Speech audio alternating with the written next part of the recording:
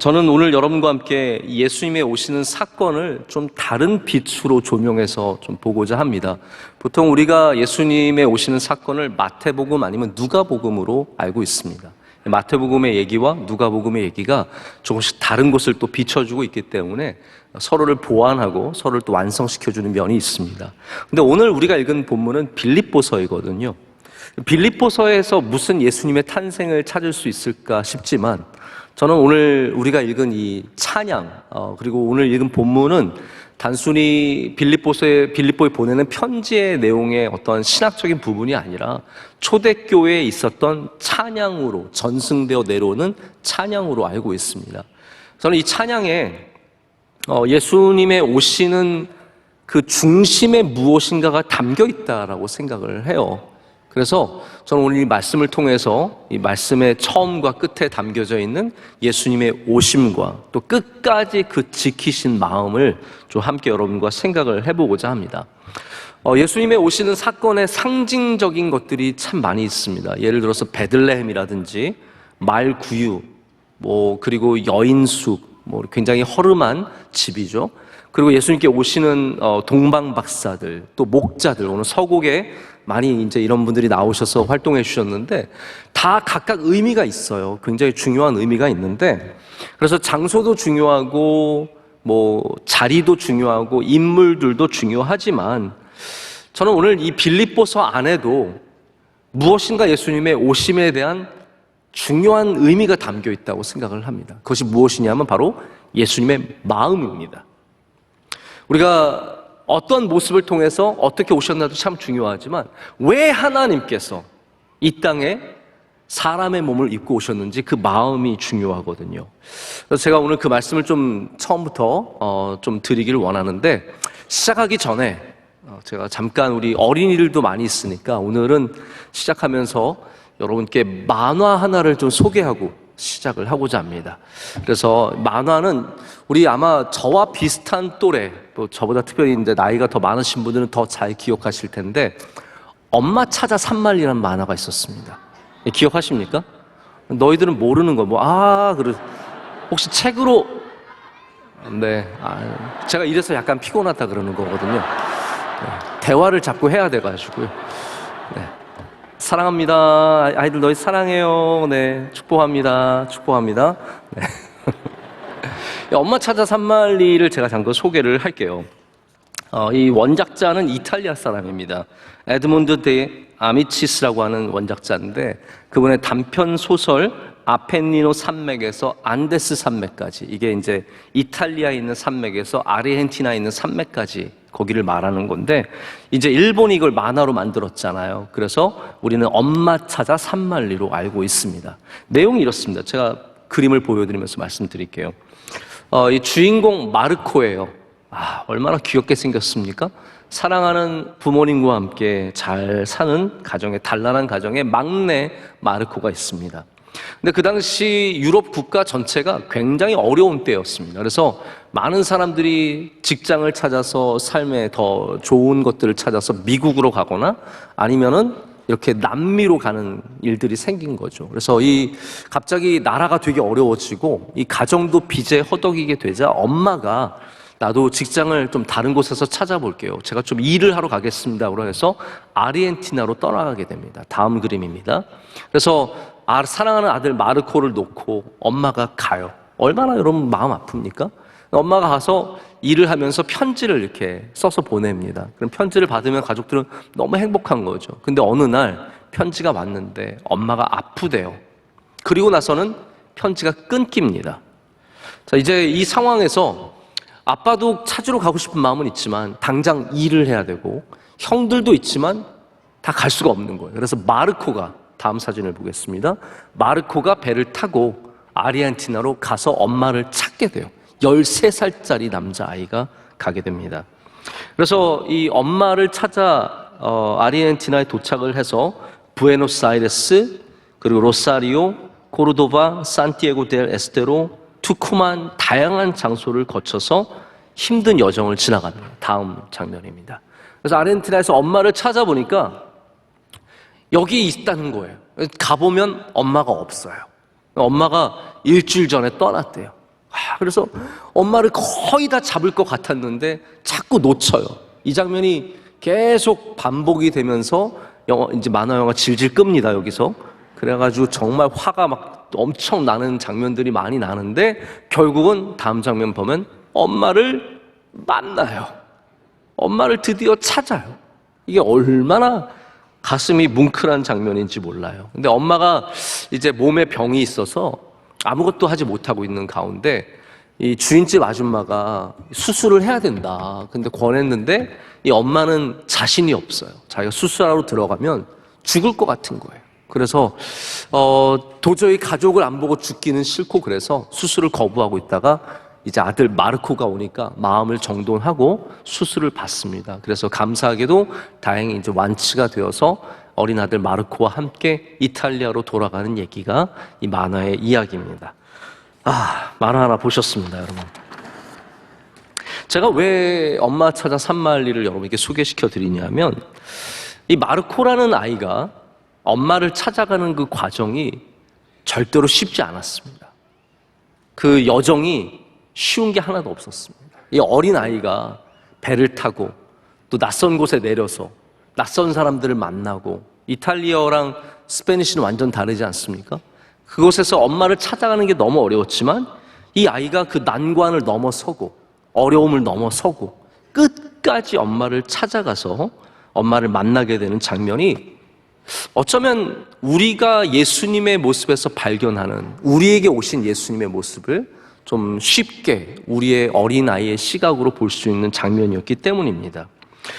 예수님도 우리에게 오시기 위해서 절대로 쉽게 오신 것이 아니라 수많은 난관과 관문과 어려움을 뚫고 오셨다라는 것을 기억을 해야 합니다. 그래서 성탄은 그냥 예수님이 오셨다가 아니죠. 성탄은 예수님께서 그 모든 어려움과 과정을 뚫고 우리 가운데 오신 것을 말하고 있습니다. 마태복음, 누가복음에 나오는 예수님의 사건도 결코 쉽지 않았잖아요. 예수님께서 동정녀 마리아에게 나시는 거나 헤롯의 방해를 물리치고 또 아이들을 학살하는 가운데 또 피하고 애굽으로 다녀오고 이 모든 일들을 보면 예수님께서 오시는 사건이 절대로 쉬운 사건은 아니었다는 겁니다. 그러나 오늘 빌립보서는 더 높은 시각으로 그걸 보여주죠. 단순한 인간의 어려움의 문제가 아니라 예수님께서 하나님과 같은 본체셨는데 그 높은 자리와 그 하나님의 위치에서 자기를 비워 우리와 같은 인간으로 이 땅에 오셨다라는 것을 보여줍니다.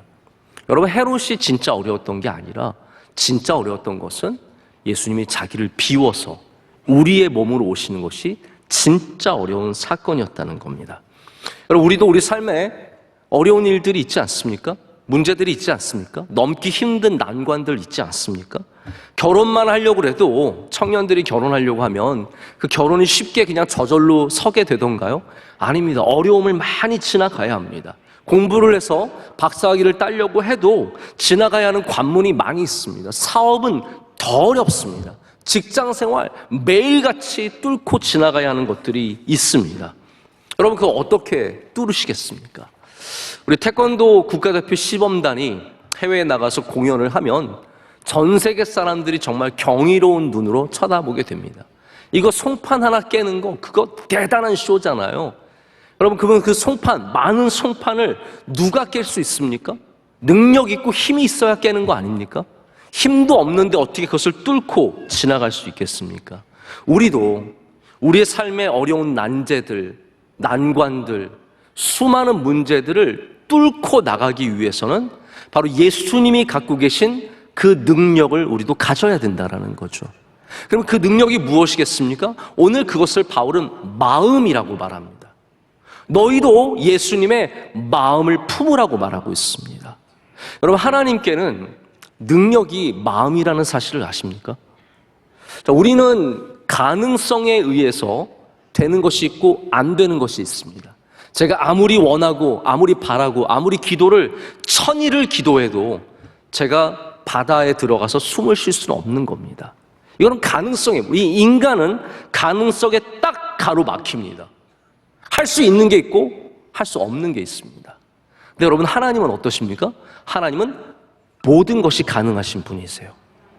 그렇기 때문에 하나님은 가능하셔서 우리에게 오시고 가능하지 않으셔서 우리에게 못 오시는 존재가 아닙니다. 그럼 하나님에게는 무엇이 있어야겠습니까? 하나님에게는 마음, willingness, 하나님의 의지가 있으셔야 우리에게 오실 수 있고 오시지 않을 수 있게 되죠. 그렇다면 예수님께서 우리에게 오신 것은 어려움을 뚫고 오신 것이 아니라 어떻게 보면은 마음을 정하시고 그 다음에 마음을 정하신 것이 모든 것들을 해결하게 하는 은혜를 주시게 되는 거죠. 자, 그래서 오늘 예수님께서 이 빌립보서에서 보여주시는 바로 그 모든 것들을 뚫고 오신 예수님의 마음이 두 가지입니다. 첫 번째는 겸손의 마음이고요. 두 번째는 사명의 마음입니다. 저는 오늘 이거를 좀 약간 무거운 주제지만 여러분이 꼭 깨닫고 가셨으면 좋겠어요. 이렇게 생각해 보시면 좋을 것 같습니다. 만약에 우리 인생에 두꺼운 벽이, 내가 정말 뚫기 힘든, 아무리 쳐도 깨지지 않을 것 같은 벽이 있다. 여러분, 그 문제를 어떻게 해결하실 것 같으세요? 대부분의 사람들은 뭐 돈이나 명예나 아는 사람들이나 이런 걸 통해서 해결하려고 합니다. 근데 예수님이 이 어려운 수많은 길들을 뚫고 오신 것을 보면은 예수님께서 돈으로, 명예로, 아는 사람으로 해결하시지 않으셨습니다.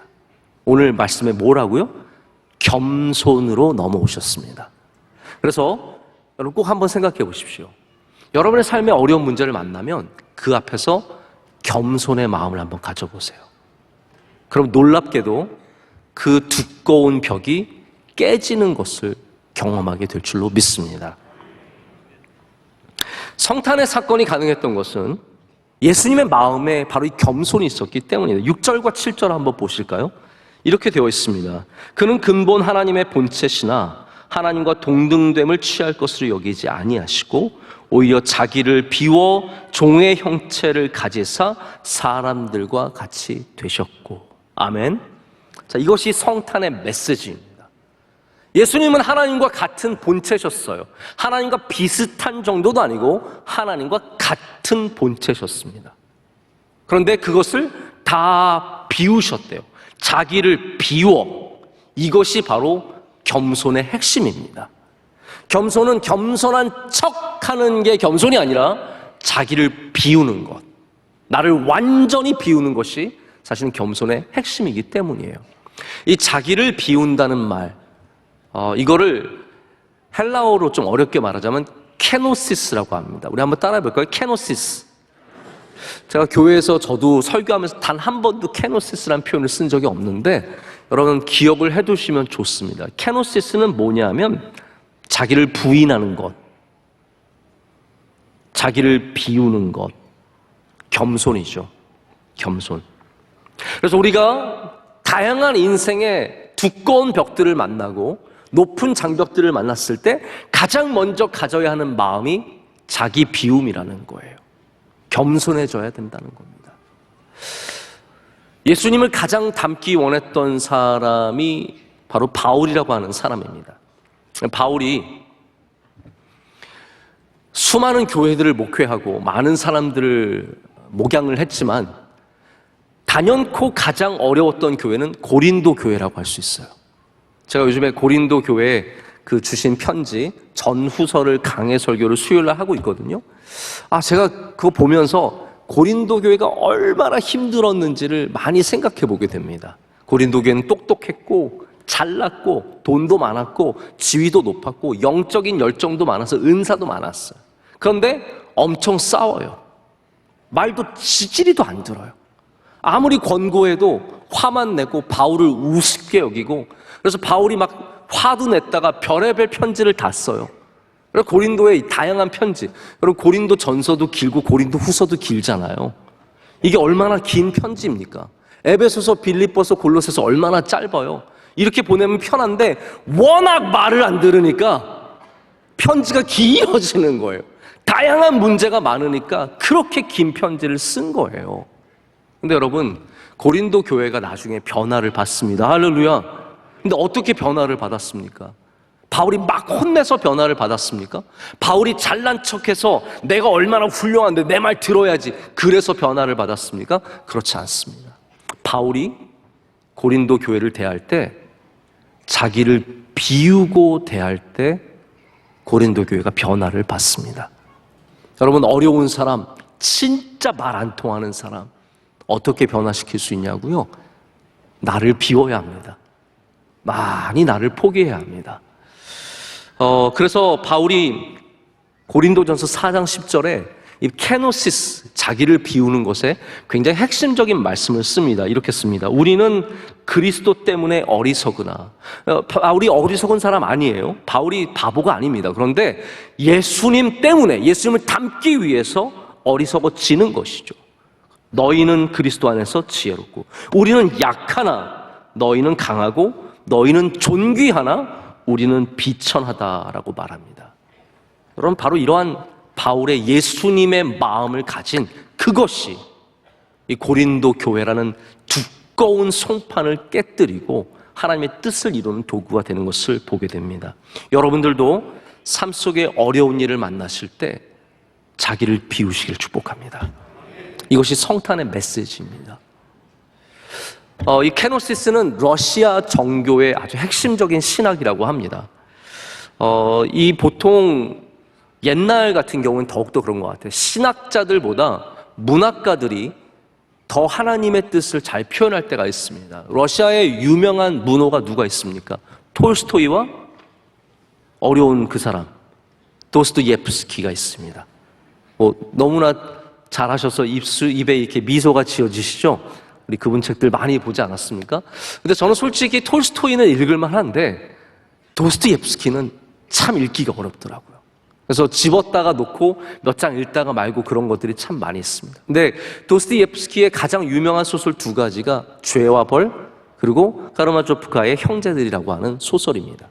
근데 이 소설의 주인공들을 보면 우리가 방금 말한 자기 비움의 아주 중요한 예로 등장을 합니다. 그래서 이 소설은 단순히 인간사의 어려운 사랑과 그리고 다툼, 갈등을 적어내는 것만이 아니라 하나님께서 어떻게 이 땅에서 자신의 연약함, 낮아짐, 자기 비우는 이 케노시스를 통해서 어떻게 그 사람들을 다시 채워주셔서 하나님의 뜻을 이루는가를 보여주는 도구로 사용하게 돼요.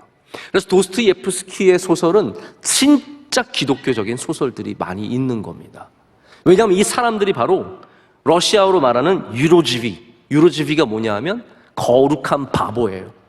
바울처럼 나는 어리석으나 나는 약하나, 바울이 어리석지 않았거든요. 똑똑한 사람이고 그리고 집안도 좋고 다 가진 사람이었지만 내가 예수님 때문에 낮아지는 것, 나를 비우는 것, 유로비스 그리고 케노시스라고 하는 이것을 실천하는 사람들이 주인공으로 나오고 하나님의 뜻을 드러내는 것을 보게 됩니다. 여러분, 저는 그렇게 이거 소설에만 그렇다고 생각하지 않아요. 우리의 삶 속에서도 여러분이 나를 비우고 나를 낮추면 하나님의 뜻이 이루어질 줄로 믿습니다. 그것이 하나님의 말씀이고 우리가 말씀을 신뢰한다면 그렇게 살아야 되지 않겠습니까? 예수님께서 자기를 비우셨습니다. 그럼 그 결과가 무엇입니까? 오늘 말씀의 9절과 10절과 11절은 그 결과가 하나님께서 그 비우신 곳을 채워주시고 높여주는 것이다 라고 말합니다. 9절에 이렇게 되어 있습니다. 이러므로 하나님이 그를 지극히 높여 모든 이름 위에 뛰어난 이름을 주사, 할렐루야, 이게 하나님께서 하시는 일이에요. 제가 감히 말씀드리자면 기독교는 겸손의 종교입니다. 여러분 그걸 꼭 아셨으면 좋겠어요. 교회를 많이 나왔는데 겸손을 모른다? 여러분 교회를 아직까지 제대로 나오는 게 아닙니다. 예수님을 알고 있는 것 같은데 예수님의 겸손을 전혀 생각하지 않는다? 그거는 예수님을 제대로 아는 게 아닙니다. 여러분 만약에 교회를 나오신다면 꼭 겸손을 배우시기를 축복합니다. 저도 삶 가운데 이렇게 다양한 사람들을 만나고 다양한 일들을 경험하면서 제가 때로는 교만했던 적이 있는 것 같아요. 이런 사람이 다 있나 하면서 제가 저의 의랑 저의 감정을 이렇게 드러내고 좀 공격적으로 나갔던 때도 있는 것 같아요. 근데 그 모든 것들은 제가 사실 후회합니다.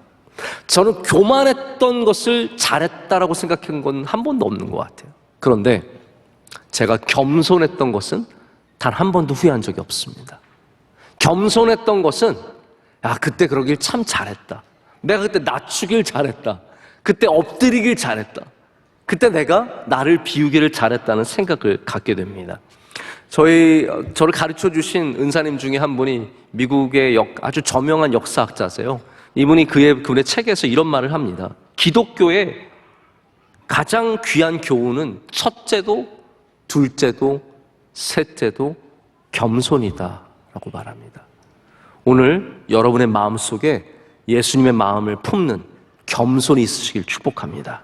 이것이 성탄의 메시지입니다. 두 번째는 사명의 마음입니다. 예수님은 오실 때만 여러 가지 장벽을 만나신 것이 아니라 죽으실 때까지 장벽을 만나셨습니다. 근데 예수님의 가장 귀한 건 뭐냐면 그 마음이 변치 않는다라는 거예요. 여러분 참 귀하지 않습니까? 우리의 마음은 늘 변하잖아요. 우리의 생각도 늘 변합니다. 그런데 하나님의 마음은 변하심이 없으십니다. 제가 이거 확실하게 말씀드리고 싶어요. 하나님의 사랑은 우리가 하는 걸로 변하지 않습니다. 우린 그렇게 생각하거든요. 내가 이거 하면 하나님 나 미워하시고 내가 이거 하면 하나님 날 좋아하시겠지? 여러분 성경은 그렇게 말하지 않거든요. 성경은 하나님이 항상 여러분을 사랑한다고 말씀하십니다. 그걸 꼭 믿으셨으면 좋겠어요. 이게 불안하니까 내가 뭐 한 다음에 나 하나님 위해서 미워하시는 거 아니야? 여러분 절대로 그렇지 않습니다. 하나님 여러분 영원토록 사랑하세요. 그래서 죽음도 권세도 천사도 세상의 어떤 것도 하나님에게서 사랑을 끊을 수 없다라고 로마서에서 말하는 겁니다.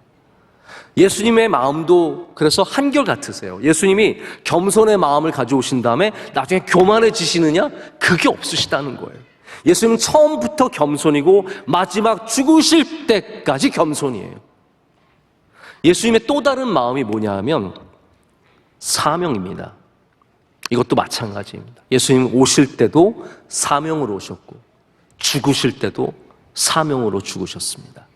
우리 엄마 찾아 산말리 이야기를 다시 한번 생각해 보세요. 마르코가 어떻게 그렇게 끝까지 모르는 곳에서 길을 찾아서 어머니를 찾아갈 수 있었을까요?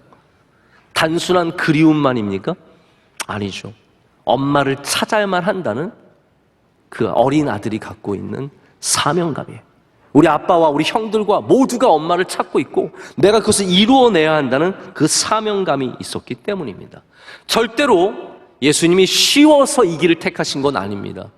사명감으로 택하셨습니다.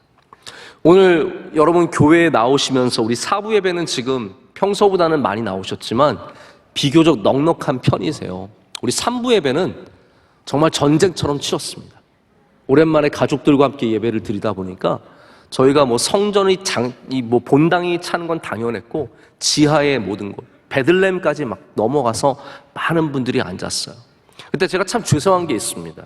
3부 예배, 2부 예배 이런 곳에 오시는 분들은 차를 막 1시간 동안 기다렸다 세우시는 분들, 자리가 없어서 막 헤매시는 분들, 또 기껏 자리를 찾으려고 했는데 우리 차량부 집사님 거기 안 돼요. 집사님 거기 안 돼요? 거기 세우시면 안 돼요. 이런 게 우리를 항상 열받게 하거든요. 전 그래서 이런 생각을 해봐요. 예배 나오려면 오는 길부터 겸손해야 한다. 오는 길부터 겸손해야 하고 오는 길부터 사명감이 있어야 돼. 내가 예배를 드려야겠다는 사명감. 아마 오늘 사부 예배 나오신 분들도 사실은 그런 마음이 많으실 거예요. 이날 편하게 지내고 싶은 마음. 그냥 유튜브로 예배 드리면 되지도 있겠지만 여러분 왜 여기 나오셨습니까? 여러분 예배에 대한 사명감 있지 않으십니까? 하나님이 기뻐하십니다. 그 사명감을 평생에 가지시길 축복합니다. 왜냐하면 이거 금방 사라지거든요. 또 사라지거든요. 조금만 다른 일 생겨도 이게 없어지기 쉽거든요. 예수님은 왜 십자가를 끝까지 지셨느냐? 왜 무거운 짐을 끝까지 지셨냐 하면 그 쉬워서가 아니라 사명이 있으셨기 때문입니다. 자, 우리가 성경에서 하나님의 뜻을 이루는 것을 조금 어렵게 말하자면, 하지만 쉬운 표현으로 선교라고 하는 겁니다. 선교. 선교는 좁게 말하자면 전도하는 거예요. 선교사가 그런 거 아닙니까? 그런데 선교사를 다시 말하자면 하나님의 뜻을 이루는 사람이라고 말할 수 있어요. 왜냐하면 그 하나님의 뜻을 이루는 것이 미션, 사명이고 그것이 바로 선교, 미션, 선교이기 때문입니다. 예수님께서 이 땅에서 하신 일은 사명이자 선교였습니다. 선교의 정의를 데이빗 보시라고 하는 사람은 경계를 넘는 것이다 라고 말합니다. 바로 하나님께서 인간이 되신 것, 그것이 선교입니다. 예수님께서 넘으신 그 수많은 경계를 통해서 그 어려운 관문을 통과하심으로 그 송판을 깨뜨리심으로 경계를 넘어서 하나님의 뜻을 이루는 선교를 하셨어요.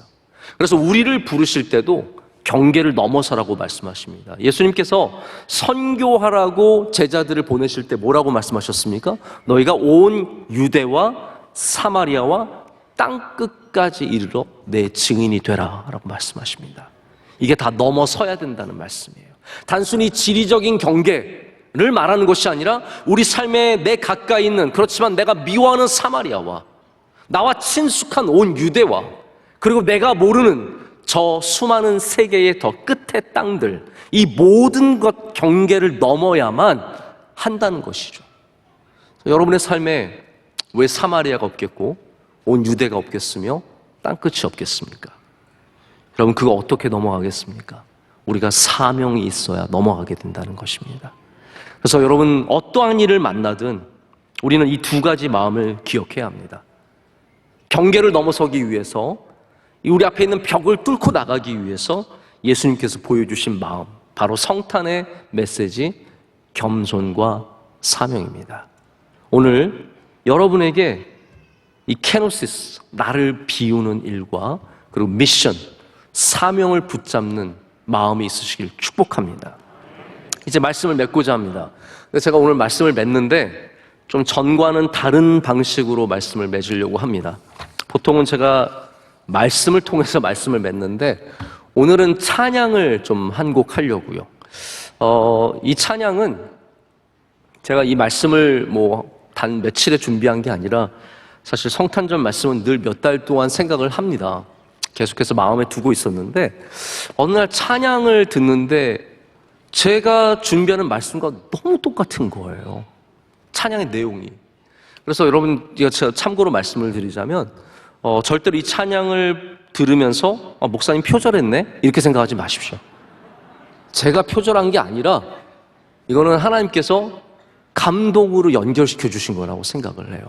그래서 제가 잘 모르지만 아마 이 가사를 쓰신 분도 분명히 빌립보서 2장 5절부터 11절까지 말씀을 마음에 두고 쓰신 것 같아요. 그래서 오늘 특별히 젊은 가정도 많으신데 이 찬양 아시는 분들은 따라 부르시고, 혹시 모르시더라도 나중에 후렴은 익숙해지시면 같이 좀 입에서, 여러분 마음에서 함께 불러보시면 좋을 것 같습니다. 시간을 뚫고예요. 시간을 뚫고 우리에게 오신 예수님의 찬양입니다.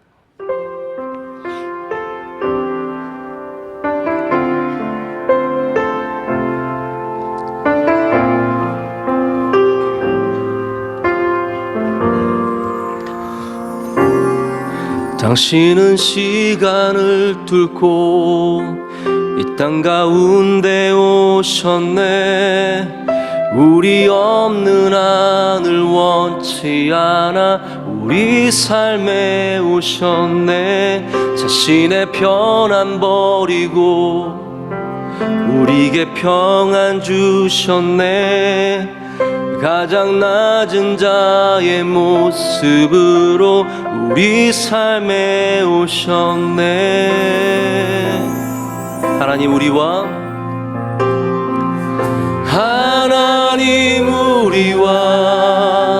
영원히 함께 하시네. 꿈 없는 우리에게 그 나라 보여주시네. 연약한 자들의 친구가 되어주시고 힘없는 우리의 인생을 위로하시네.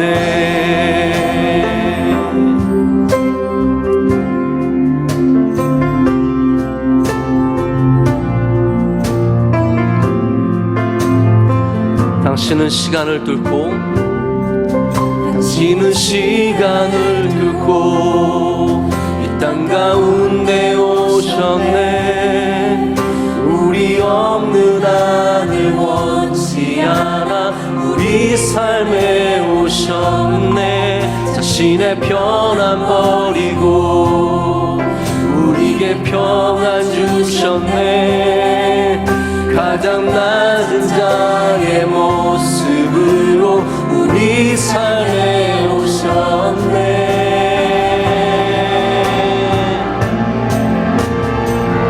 하나님 우리와 영원히 함께 하시네.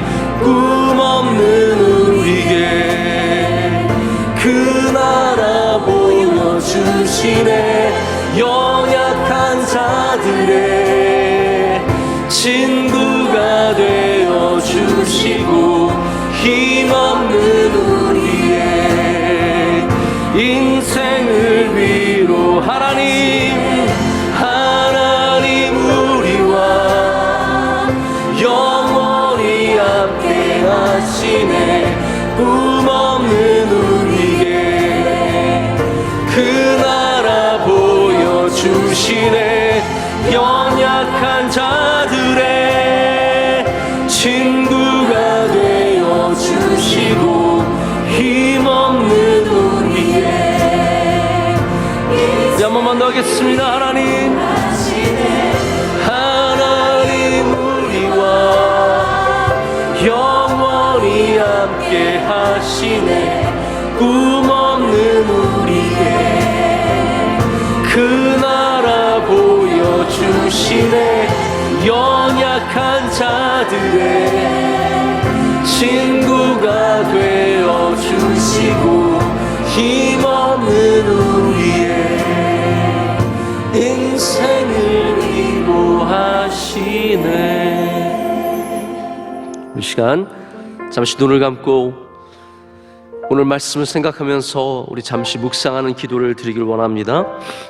주님이 뚫고 오신 시간과 공간과 우리 미루 말할 수 없는 켜켜이 쌓여있는 벽들이 있습니다. 이 땅 가운데 오셔서 우리 가운데, 우리 삶 가운데 오셨고 또 낮은 자의 모습으로 우리 삶에 오셨습니다. 하나님은 임마누엘 하나님이 되셔서 우리와 영원히 함께하기를 원하시고 연약한 우리를 친구가 되어주시고 힘없는 우리를 위로하시는 분이십니다.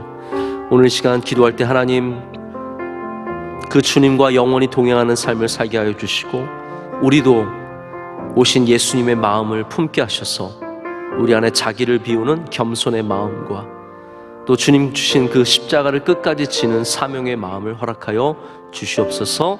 우리 잠시 기도하는 시간 갖도록 하겠습니다. 하나님 아버지 감사합니다.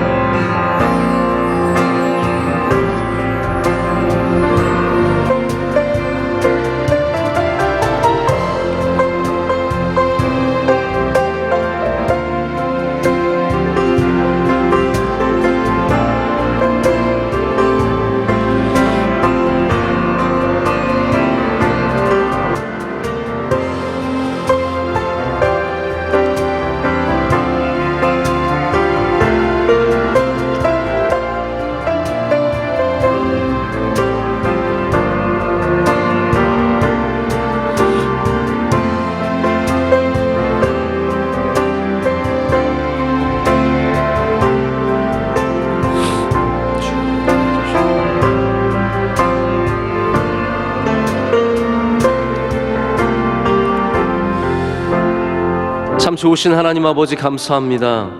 이 성탄의 기쁜 날 세상에 많고 좋은 곳들이 참 많이 있지만 하나님 우리 주님 앞으로 나오게 하심을 감사합니다.